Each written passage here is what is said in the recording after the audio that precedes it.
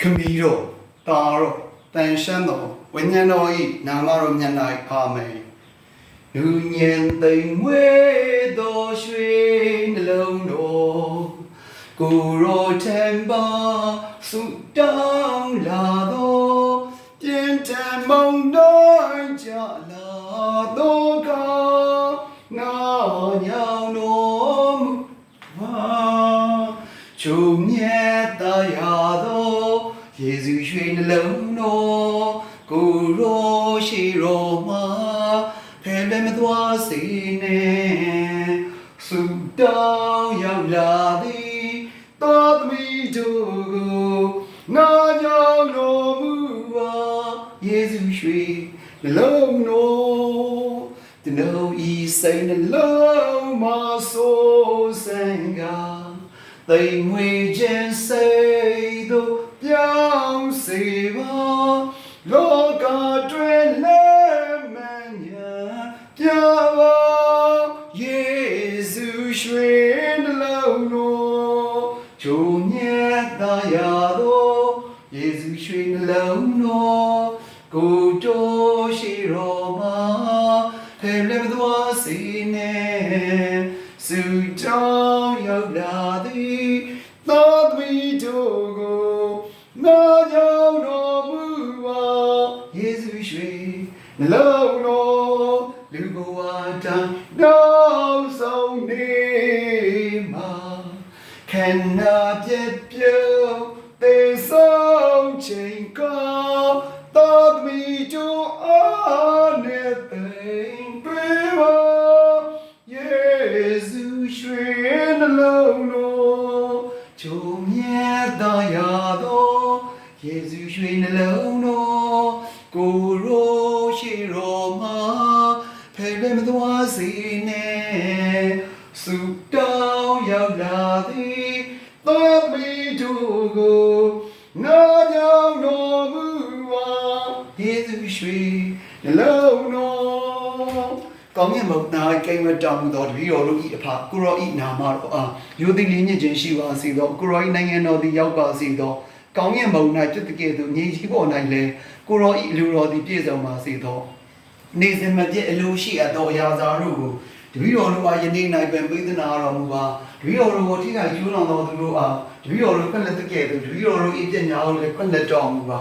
နောက်ဆက်ခြင်းမှုတို့၌တပည့်တော်တို့ပါဝင်ခြင်းမရှိစေဘဲညက်မကောင်းမှုတများမှာကျန်စေတော်မူပါအာမင်ဂုဏ်ကျေးဇူးတော်နဲ့ပြည့်စုံတော်မူသောမာရိယာသခင်မအာမင်္ဂလာရှိစေတည်းဖျားသခင်သခင်မ၌ကိမ့်ဝဲတော်မူ၍မိမတကားတို့တွင်သခင်မသည်မညတ်တော်မူသည်သခင်မဤဝံတော်၌ပြိတ္တနေတော်မူသောယေရှုသည်လည်းမညတ်တော်မူသည်ထာဝရဘုရား၏မေတော်တန်ရှင်းတော်မာရိယာယခုမှစ၍သေခါကြီးတွင်ပြည့်ရှိသည်ကျွန်ုပ်တို့ဖို့ငါဆုတောင်းနေတော်မူပါအာမင်တပည့်တော်ယေတန်ဃာတို့စီရင်ရေးထားကြသောယုံကြည်ခြင်းအကျုံအလုံးစုံကိုတတ်နိုင်တော်မူသောမုန်းညင်ဖန်ဆင်းတော်မူသောခမည်းတော်ဘုရားကိုယုံကြည်လေးမြင့်ခြင်းရှိပါ၏ခမည်းတော်၏တပါးတည်းသောသားတော်ယေရှုခရစ်တုကျွန်ုပ်တို့၏သခင်သည်တန်ရှင်းတော်ဝိညာဉ်တော်အားဖြင့်ဗိတ္တနေတော်မူ၏ညာဇင်မာရိယာမှာပွားမြတ်တော်မူသည်ပုံစီယိုပီလာတုမန်လက်ထဒုက္ခစရိယာကျင့်ငန်တော်မူ၍တကြံ၌တထာသဖြင့်သက်တော်ထွက်၍အလောင်းတော်ကိုတကြိုသည်အောင်နေရာရက်သို့ဆင်းကြတော်မူ၍တတိယနေ့တွင်တေဒီသူတို့စုမှရှင်မြန်ထမြောက်တော်မူသည်ကောင်းရမုတ်သို့တက်တော်မူ၍အလုံးစုံကိုတန်နိုင်တော်မူသောခမည်းတော်ဘုရား၏လက်ရာဘက်မှဆံ၍နေတော်မူသည်ထိုမှရှံသူတေသူတို့ကိုစေယံစစ်ကြောတော်မူရန်ကြွလာတော်မူလိမ့်မည်ဤကြောင့်ကျတို့ကိုယုံကြည်လင်းခြင်းရှိပါ၏တန်ရှင်းသောဝိညာဉ်တော်ဘုရားကို၎င်းတန်ရှင်းသောကက်သလစ်သာသနာတော်ကို၎င်းသူတော်သူမြတ်ပေါင်းတို့သည်တလုံးတော်အားဖြင့်ဖြစ်ပြီးအချင်းချင်းကြိုးကုသူတို့ခံနာရကြောင်းအပြစ်ကုသမျှကိုလှက်ကြောင်းကိုယ်ခန္ဓာရှင်မြန်ချမြောက်မိကြောင်းအစံထောင်ရတရှမ်းမိကြောင်းတို့ကိုလည်းယုံကြည်လင်းခြင်းရှိပါ၏အာမင်ပထမဝန်နေဝေယနှစ်နေလာသောကျမ်းနာယေရှုသခင်သည်ဂျက်စမနီဝိယံကိုခေါ်သောတန်ငင်ဥယျာဏဆုတောင်းတော်မူစဉ်သွေးချွေးပြန်တော်မူသည့်ကြောင့်ဆန္ဒဆញ្ញဉာဏ်နဲ့မြန်မာနိုင်ငံသူနိုင်ငံသားများတွေ့ကြုံနေဆိုင်ရတဲ့ခေတ်ကျစနစ်ကျမင်းဆိုမင်းရုပ်ပြီးတော့မှတိုင်းပြည်ပြက်ချင်းကြီးကနေအញ្ញံဆုံးလွတ်မြောက်ပြီးတော့မှနောက်ဒီခေတ်ကောင်းစနစ်ကောင်းပြီးတော့မှနောက်ဒီမင်းကောင်းမင်းညက်တွေပြီးတော့မှနောက်ဒီလုံချုံနဲ့ပြီးတော့မှအလူကုံတိတ်ကလူခွေတရားမျှတခြင်းတရားတွေစုံမိုးခြင်းတွေရှိတဲ့တိုင်းပြည်ကိုအញ្ញံဆုံးရရှိနိုင်ဖို့ရန်အတွက်ပြည်သူတွေကိုဒီလိုခေတ်ကျစနစ်ကျမင်းဆိုမင်းရုပ်တွေ နော်လက်ထဲကိုရောက်အောင်နော်လှုပ်ဆောင်ခဲ့တဲ့နော်ဒီပုံကိုယ်တွေအုပ်စုတွေဖွဲ့စည်းတွေအားလုံးပြုလဲပျက်စီးဖို့ရန်အတွက်ပူဇော်ဆုတောင်းကြဆိုအိုးထာဝရဘုရားကျွန်ုပ်တို့၏အပြစ်များနဲ့လောကတစ်ခုလုံး၏အပြစ်များဆက်ဖြစ်ရန်အတွက်ကိုရောဤသားတော်ယေရှုအရှင်မြတ်ဤခန္ဓာတော်သူ၏တော်အသက်ဝိညာဉ်တော်နဲ့ဖျားဖြစ်တော်ကိုပူဇော်ဆက်ကပ်ပါသည်ခြေခွဲွယ်သောယေရှုရှင်၏ဒုက္ခတော်အားဖြင့်ကျွန်ုပ်တို့ကို၎င်းလောကတစ်ခုလုံးကို၎င်းတဏှာတော်မူပါခြေခွဲွယ်သောယေရှုရှင်၏ဒုက္ခတော်အားဖြင့်ကျွန်ုပ်တို့ကို၎င်းလောကတစ်ခုလုံးကို၎င်းတဏှာတော်မူပါခြေခွဲွယ်သောယေရှုရှင်၏ဒုက္ခတော်အားဖြင့်ကျွန်ုပ်တို့ကို၎င်းလောကတစ်ခုလုံးကို၎င်းတဏှာတော်မူပါခြေခွဲွယ်သောယေရှုရှင်၏ဒုက္ခတော်အားဖြင့်ကျွန်ုပ်တို့ကို၎င်းလောကတစ်ခုလုံးကို၎င်းတဏှာတော်မူပါခြေခွဲွယ်သောယေရှုရှင်၏ဒုက္ခတော်အားဖြင့်ကျွန်ုပ်တို့ကို၎င်းလောကတစ်ခုလုံးကို၎င်းတဏှာတော်မူပါခြေခွဲွယ်သောယေရှုရှင်၏ဒုက္ခတော်အားဖြင့်ကျွန်ုပ်တို့ကို၎င်းလောကတစ်ခုလုံးကို၎င်းတဏှာတော်မူပါခြေခွဲွယ်သောယေရှုရှင်၏ဒုက္ခတော်အားဖြင့်ကျွန်ုပ်တို့ကို၎င်းလောကတစ်ခုလုံးကို၎င်းတဏှာတော်မူပါခြေခွဲွယ်သောယေရှုရှင်၏ဒုက္ခတော်အားဖြင့်ကျွန်ုပ်တို့ကို၎င်းလောကတစ်ခုလုံးကို၎င်းတဏှာတော်မူပါခြေခွဲွယ်သောယေရှုရှင်၏ဒုက္ခတော်အားဖြင့်ကျွန်ုပ်တို့ကို၎င်းလောကတစ်ခုလုံးကို၎င်းတဏှာတော်မူပါခြေခွဲွယ်သောယေရှုရှင်၏ဒုက္ခတော်အားဖြင့်ကျွန်ုပ်တို့ကို၎င်းလောကတစ်ခုလုံးကို၎င်းတဏှာတော်မူပါတန်ရှင်းတော်မူသောဖေဟာဒွိတော်တို့တဏှာတော်မူပါအလုံးစုံကိုတတ်နိုင်တော်မူသောဖေဟာဒွိတော်တို့တဏှာတော်မူပါတေခြင်းနှင့်ကံတော်ဖေဟာဒွိတော်တို့တဏှာတော်မူပါအိုကျူနာရှင်ယေရှုကိုရောကိုယုံကြည်အားကိုးပါလေဒုတိယဝန်내ဝေရာနှစ်နိုင်လောက်သောဘုရားနာယေရှုသခင်အားပိလတုမယုံ၌ရှိတိုင်းတိုင်း၌ရှိနောက်၍ရိုင်းနိုင်ငံစေတော်မူသည့်ကြောင့်စံသာစံကြံရန်နဲ့ Proof of Life ဆိုတဲ့ campaign ထိရောက်အောင်မြင်ဉာဏ်စံစေဖို့ရန်အတွက်နဲ့အမေစုနောက်ဒီမတရားသဖြင့်နောက်ပုံမှန်မျိုးမျိုးနဲ့နောက်ဒီတဲ့ကြောင့်မခံရတဲ့အချက်ကနေအမြင်ဆုံးလွတ်မြောက်ပြီးတော့မှပြည်သူရှိကိုဒီကနေ့လုံးစွာနဲ့ရောက်ရှိလာဖို့ပြီးတော့မေစုကိုမတရားပုံမှန်မျိုးမျိုးဆွဲပြီးတော့မှနော်ဒီမတရားထောင်ချထားတဲ့ပုံကိုယ်တွေအုပ်စုတွေဖွဲ့စည်းတဲ့အကောင်လုံးပူလဲပြည့်စည်နော်တရားတော်စီရင်ချက်ကိုဉာဏ်ဆုံးခံရဖို့ပူဇော်ဆုတောင်းကြဆိုအိုးထာဝရဘုရားကျွန်ုပ်တို့၏အပြစ်များနဲ့လောကတစ်ခုလုံး၏အပြစ်များဆက်ဖြစ်ရန်အတွက်ကိုရောဤသားတော်ယေရှုအရှင်မြတ်ဤခန္ဓာတော်သွေးတော်အသက်ဝိညာဉ်တော်နဲ့ဖျားဖြစ်တော်ကိုပူဇော်ဆက်ကပ်ပါသည်ဒီဘဝသောယေရှုရှင်၏ဒုက္ခတော်အားဖြင့်ကျွန်ုပ်တို့ကိုလောကတစ်ခုလုံးကို၎င်းတဏှာတော်မူပါဒီဘဝသောယေရှုရှင်၏ဒုက္ခတော်အားဖြင့်ကျွန်ုပ်တို့ကို၎င်းလောကတစ်ခုလုံးကို၎င်းတဏှာတော်မူပါခြေဝဲွက်သောယေရှုရှင်၏ဒုက္ခတော်အားဖြင့်ကျွန်ုပ်တို့ကို၎င်းလောကတစ်ခုလုံးကို၎င်းတဏှာတော်မူပါခြေဝဲွက်သောယေရှုရှင်၏ဒုက္ခတော်အားဖြင့်ကျွန်ုပ်တို့ကို၎င်းလောကတစ်ခုလုံးကို၎င်းတဏှာတော်မူပါ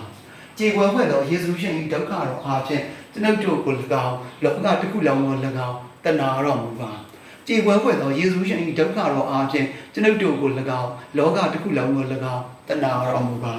ခြေဝဲွက်သောယေရှုရှင်၏ဒုက္ခတော်အားဖြင့်ကျွန်ုပ်တို့ကို၎င်းလောကတစ်ခုလုံးကို၎င်းတဏှာတော်မူပါခြေဝဲွက်သောယေရှုရှင်၏ဒုက္ခတော်အားဖြင့်ကျွန်ုပ်တို့ကို၎င်းလောကတစ်ခုလုံးကို၎င်းတဏှာတော်မူပါ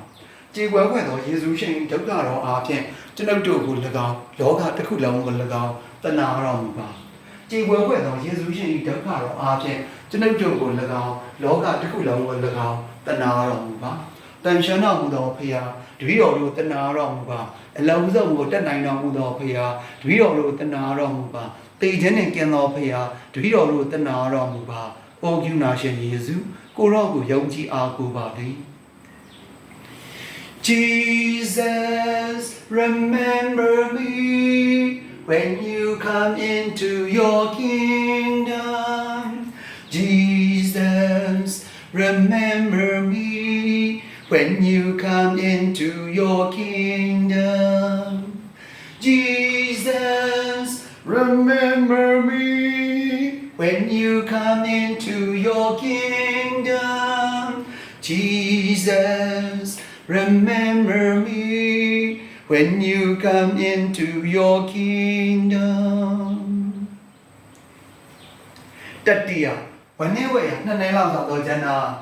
ယေရှုသခင်ဦးကောင်းတော်သို့စုမြင့်ပြရထားသောတရဖူကိုစွန့်နှပ်ပေးကြပြီးကြောင်းစင်သာစဉ္ညာဉာဏ်နဲ့မတရားအာဏာစသိမ်းတဲ့နေ့ရာစပြီးဒီနေ့ဒီချိန်ထိဒီပြစ်မဲ့ပြည်သူတွေကိုမတရားဖန်ဆီးပြီးတော့မှမတရားပုံမှန်မျိုးမျိုးနဲ့မျက်ရှည်နဲ့တုံထောင်နဲ့ချမှတ်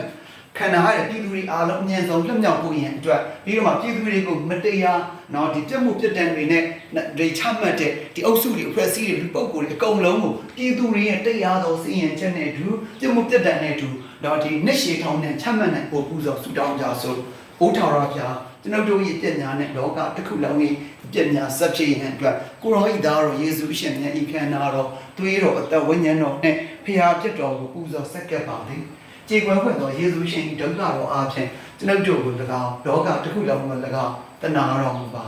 ကြေကွယ်ဖွင့်သောယေရှုရှင်ဒုက္ခတော်အားဖြင့်ကျွန်ုပ်တို့ကို၎င်းလောကတစ်ခုလုံးကို၎င်းတနာတော်မူပါကြေကွယ်ဖွင့်သောယေရှုရှင်ဒုက္ခတော်အားဖြင့်ကျွန်ုပ်တို့ကို၎င်းလောကတစ်ခုလုံးကို၎င်းတနာတော်မူပါ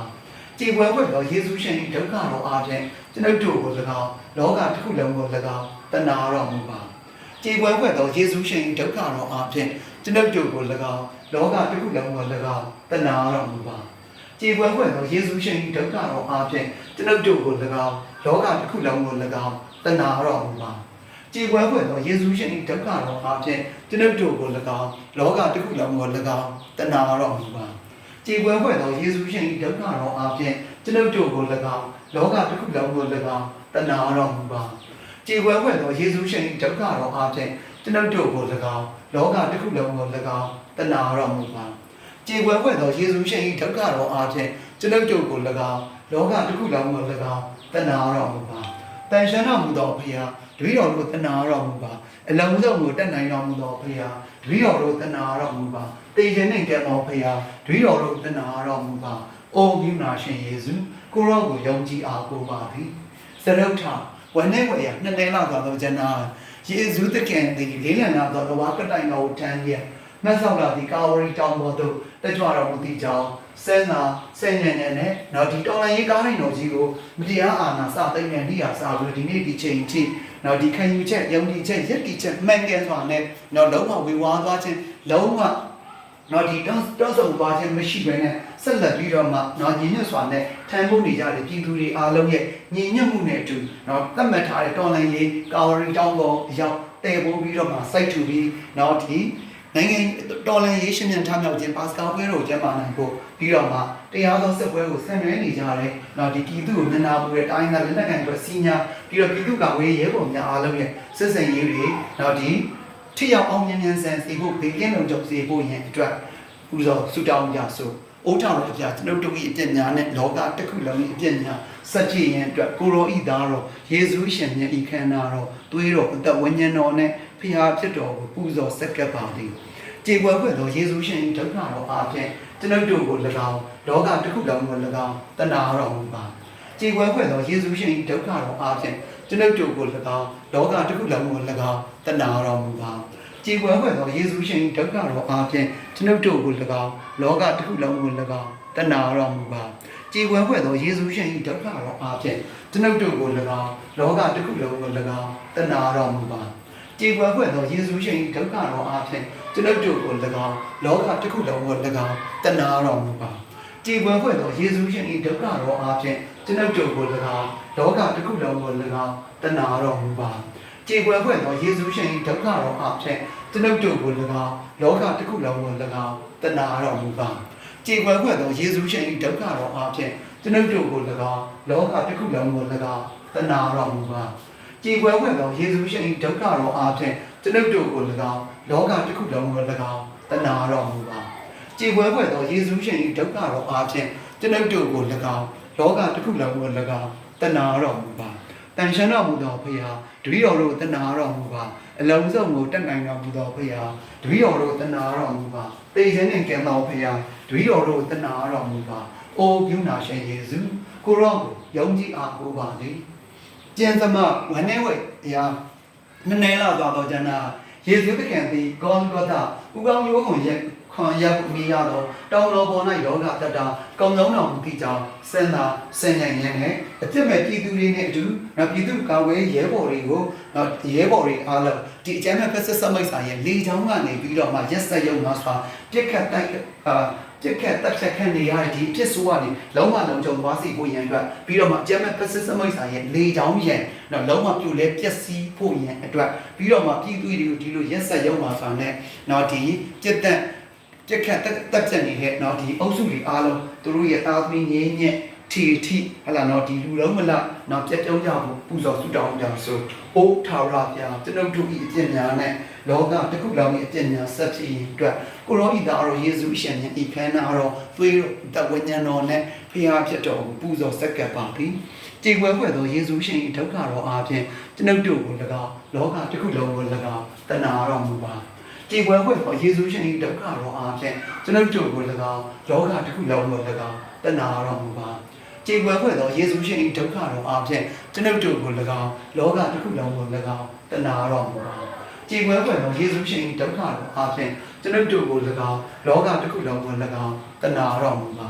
ကြည်ွယ်ဖွယ်သောယေရှုရှင်၏ဒုက္ခတော်အားဖြင့်ကျွန်ုပ်တို့ကို၎င်းလောကတစ်ခုလုံးကို၎င်းတဏှာတော်မူပါကြည်ွယ်ဖွယ်သောယေရှုရှင်၏ဒုက္ခတော်အားဖြင့်ကျွန်ုပ်တို့ကို၎င်းလောကတစ်ခုလုံးကို၎င်းတဏှာတော်မူပါကြည်ွယ်ဖွယ်သောယေရှုရှင်၏ဒုက္ခတော်အားဖြင့်ကျွန်ုပ်တို့ကို၎င်းလောကတစ်ခုလုံးကို၎င်းတဏှာတော်မူပါကြည်ွယ်ဖွယ်သောယေရှုရှင်၏ဒုက္ခတော်အားဖြင့်ကျွန်ုပ်တို့ကို၎င်းလောကတစ်ခုလုံးကို၎င်းတဏှာတော်မူပါကြည်ဝဲဖွယ်သောယေရှုရှင်၏ဒုက္ခတော်အားဖြင့်ကျွန်ုပ်တို့ကို၎င်းလောကတစ်ခုလုံးကို၎င်းတဏှာတော်မူပါကြည်ဝဲဖွယ်သောယေရှုရှင်၏ဒုက္ခတော်အားဖြင့်ကျွန်ုပ်တို့ကို၎င်းလောကတစ်ခုလုံးကို၎င်းတဏှာတော်မူပါတန်ရှင်တော်မူသောဘုရားတပည့်တော်တို့တဏှာတော်မူပါအလံဝတ်ဆောင်ကိုတတ်နိုင်တော်မူသောဘုရားတပည့်တော်တို့တဏှာတော်မူသိခြင်းနှင့်ကြံသောဘုရားတပည့်တော်တို့တဏှာတော်မူပါအိုးကိနာရှင်ယေရှုကိုရောကိုယုံကြည်အားကိုပါသည်တဏှာခြင်းရင်မဲ့တော်ဖြစ်တော်ငြိမ်ဝတ်သားရာဆိုအသက်ရှင်ဉာဏ်ချမ်းသာပြီးတော့ကျွန်ုပ်တို့တောင်းတမျှော်လင့်ရာနဲ့ဖြစ်တော်ဖြစ်ခံမအောင်မင်္ဂလာရှိစေတည်းဆင်းရဲရဌာနမှာရှိနေကြတော့ကျွန်ုပ်တို့အေးဝသားစုတို့သည်တခင်မ၏အထံတော်သို့ကြွေးကြော်လျှောက်ထားကြပါသည်ဤမျက်ရည်လူရရက်ကညီတွားမှုကြွေးခြင်းနဲ့တခင်မ၏နောက်တော်သို့ကျွန်ုပ်တို့စုပန်တောင်းကြပါသည်ကျွန်ုပ်တို့၏ရှိနေရှိရဲ့စတောင်းမှုသောတခင်မတနာတတ်သောမျက်စီတော်ကိုကျွန်ုပ်တို့စီသို့ထဲတော်မူပါကျွန်တော်တနာခြင်းချက်ခင်ဆုံးမဲ့ခြင်းတိမ်မဲ့လူညံ့ခြင်းအကျံတိလာနဲ့ပြည်စုံတော်မူသောဘုကညာမာရိယာဤစင်ရရမှာလက်မြောက်သောအခါတခင်မအိမ်ဝမ်းတော်၌ဆွဲတော်မူပြီးသောအထူးအနံ့မြတ်တော်မူလာသောသားတော်ယေရှုကိုကျွန်ုပ်တို့အားပြတော်မူပါအာမင်။အိုဂုဏရှင်ယေရှုကိုရောကိုယုံကြည်အားကိုးပါသည်။အိုဂုဏရှင်ယေရှုကိုရောဤနိုင်ငံတော်သည်ရောက်ပါစေသော။အိုဂုဏရှင်ယေရှုကိုရောဤလူတော်သည်ပြည့်စုံပါစေသော။ယဟန်နာမဖောစတီနာကျွန်ုပ်တို့ဖို့ငါဆုတောင်းပေးတော်မူပါယဟန်နာမဖောစတီနာအကျင့်ရှိသောသူတို့ဖို့ဆုတောင်းပေးတော်မူပါယဟန်နာမဖောစတီနာမမီတို့၏ပြည့်ထဲ၌နှံ့မှန်၍နောင်နောက်ယူရန်အတွက်ခေါင်းမှာဆိုအငင်းဆက်နေကြသောသူတို့ဖို့ဆုတောင်းပေးတော်မူပါယင်သက်ချမ်း၏သက်ခံမှာကျွန်ုပ်တို့၏အမိမြန်မာနိုင်ငံတော်ကြီးအားအေးဝင်ကလေးစံတရားတော်နဲ့ညီငြိမ်ချမ်းသာရခြင်းတရားနာတာခြင်းတရားဥစိုးမိုးခြင်းတန်တူရည်ညာရှိခြင်းလူကောင်းသိက္ခာနဲ့လူခွင့်ရင်းအပြည့်အဝစွာကာဝယ်ဆောင်ရှောက်မှုရရှိရင်ဆုတောင်းပေးတော်မူပါငြိမ်သက်ချမ်း၏သခင်မှာကြက်မဲ့တော်ကျွန်ုပ်တို့၏ပြည်သူတို့အားဖိနှိပ်ညှဉ်းဆဲနှိပ်စက်ခြင်းကြောင့်တတ်ရှုသွေးခွဲရောက်မှာပတ်သက်မှုများရာဇဝမှုမျိုးမျိုးကိုကျူးလွန်အောင်ဖြင့်ကြံစီလောက်ဆောင်နေသောအကျမ်းမဲ့ဖက်စစ်စမိတ်စာအမြန်ဆုံးပြုလေပျက်စီးစေဆုတောင်းပေးတော်မူပါငြိမ်သက်ခြင်း၏သခင်မှာကျွန်ုပ်တို့၏ကဘာကြီးအားသူတစ်ထင်စက်မှတ်ပြပွားနေသောဒေသအေဝံဂေလိစတန်တရားတော်နဲ့ညီညီချမ်းသာရမှုအမြန်ဆုံးရရှိရင်ဆုတောင်းပေးတော်မူပါဖျားသခင်ကူညီဆောင်မတော်မူခြင်းသည်ကျွန်ုပ်တို့ပေါ်သို့အစဉ်ကြီးတက်ရောက်စေတော်မူပါကွယ်လွန်သွားကြသောသူတို့၏အတဝိညာဉ်တို့သည်အတနာတော်မြတ်ခံရ၍ငြိမ်သက်ချမ်းသာစွာရှိစေသောအာမင်ခမည်းတော်သားတော်တန်ရှင်းတော်ဉာဏ်တော်၏နာမတော်မြတ်၌အာမင်